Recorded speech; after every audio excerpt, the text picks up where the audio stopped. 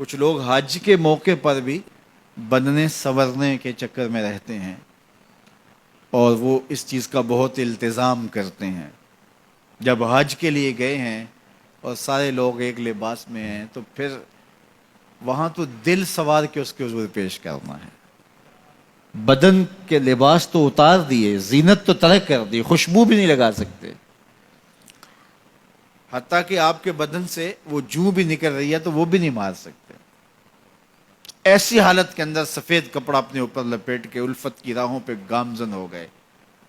اور عقیدت کے سفر پہ روانہ ہو گئے۔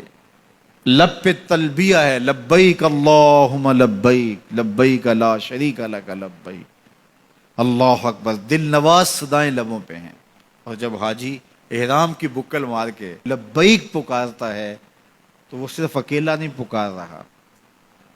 اس سے لے کر مشرق تک، مغرب تک، شمال تک، جنوب تک، کائنات کی ہر شے، یہاں تک کہ سنگ ریزے بھی لبیک پکار رہے ہو، درخت بھی، پہاڑ بھی، دریا بھی، صحرا بھی،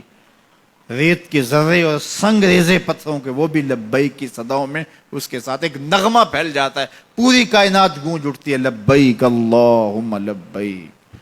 اور یہ عازم سفر ہوتے ہیں حاجی کعبۃ اللہ کی طرف، عازم سفر ہوتے ہیں مزدلفہ کی طرف، عازم سفر ہوتے ہیں منا کی طرف،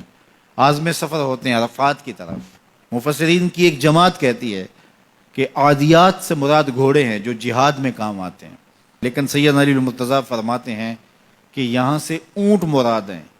جو حاجیوں کا بوجھ اٹھا کے چلتے ہیں۔ اللہ ان اونٹوں کی قسم کھا رہا ہے۔ قرآن مجید کی اس آیت کریمہ کا مستفاد یہ ہے کہ گھوڑے مراد ہوں یا اونٹ مراد ہوں، راہ حق میں چلنے والی سواریاں اللہ کو اچھی لگتی ہیں، اور وہ دور موجود کی گاڑیاں ہوں، رواحل ہوں، سیارات ہوں، وہ اڑانے بھرتے ہوئے طیارے ہوں، فراٹے بھرتے ہوئے جہاز ہوں۔ جب حج کے لیے جہاز آپریشن شروع ہوتا ہے، اللہ اکبر، جن لوگوں نے حج کیا منظر ان کی نگاہوں میں گھوم گیا ہوگا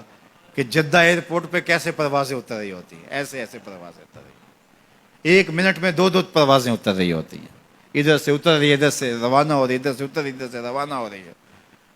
تو فراٹے بھرتے ہوئے جہاز جب اترتے ہیں لے کر کے مسافروں کو، تو عادیات سے یہ جہاز بھی پھر مراد ہو سکتے ہیں۔ وہ سواریاں جو منا سے عرفات اور عرفات سے مزدلفہ کی طرف روانہ ہوتی ہیں، وہ سواریاں بھی مراد ہو سکتی ہیں۔ مطلب کیا، راہ حق میں گھوڑے دوڑیں تو وہ بھی محبوب، اونٹ چلیں تو وہ بھی محبوب، راہ حق میں گاڑیاں دوڑیں، جہاز چلیں تو راہ حق میں چلنے والے جہاز بھی اللہ کو محبوب ہیں۔ تو کیا میں کہہ نہیں سکتا ہوں کہ جب دشمن یلغار کرتا ہے اور میرے وطن کا F-16 جو ہے وہ اس کے راستے کو روکنے کے لیے جب آگے بڑھتا ہے تو میرے رب کو وہ طیارہ بھی پسند آتا ہے۔ تو عادیات سے مراد ہر وہ سواری ہے جو راہ حق میں کام آتی ہے، راہ حق میں کام آنے والی ہر سواری اللہ کو محبوب ہے۔ تو وہ کیا مناظر ہوتے ہیں جب الفت کی راہوں کے یہ مسافر دو چادریں بدن پہ لپیٹ کے، زینت کو ترک کر کے، پاؤں میں چپل ڈالے ہوئے، شہنشاہ وقت ہے وہ بھی پاؤں میں چپلی ڈالے ہوئے ہیں، آج سر پہ تاج نہیں ننگا سر ہے، بال بکھرے ہوئے ہیں،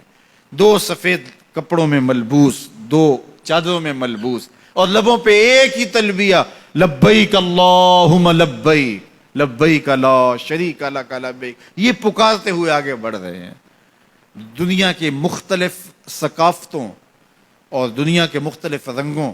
اور دنیا کے مختلف زبانوں کے بولنے والے سارے ایک ہی صدائے دل نواز، صدا بھی ایک، لباس بھی ایک، اور منزل جس کی طرف عازم سفر ہیں وہ بھی سب کی ایک ہی ہے۔ اگر منا کی طرف چلے ہیں تو سارے قافلے منا کی طرف جا رہے ہیں، مزدلفہ کی طرف روانہ ہوئے تو سارے قافلے مزدلفہ کی طرف جا رہے ہیں، عرفات کی جانب جا رہے ہیں تو سارے قافلے عرفات کی جانب ہیں۔ تو کیسے مناظر ہوتے ہیں، کیسا شوق کا سفر ہوتا ہے۔ دنیا کے مختلف خطوں کے رہنے والے لوگ ایک ہی صدائے دل نواز اور ایک ہی لباس میں ملبوس ہو کے، عجیب محبتوں کی بارات سجی ہوتی ہے اور آسمان سے رحمتیں اتر رہی ہوتی ہیں، ایسے لگتا ہے جس طرح آسمان سے قدسی اترے ہوئے ہیں۔ اللہ اکبر، پہاڑوں پہ، میدانوں میں اور گہری کھائیوں کے اندر سفید لباسوں میں ملبوس اللہ کے بندے، کوئی دعا مانگ رہا ہے، کوئی سجدے میں ہے، کوئی رکوع میں ہے، کوئی قیام میں ہے، کوئی لہائے ازاری کر رہا ہے، اس کے حضور التجاؤں میں لگے ہوئے ہیں، اور لبیک اللہم لبیک کی صداؤں کا نغمہ جو ہے وہ سب کے لبوں کے اوپر جاری ہے۔ تو حج ہمیں ایک نظم دیتا ہے۔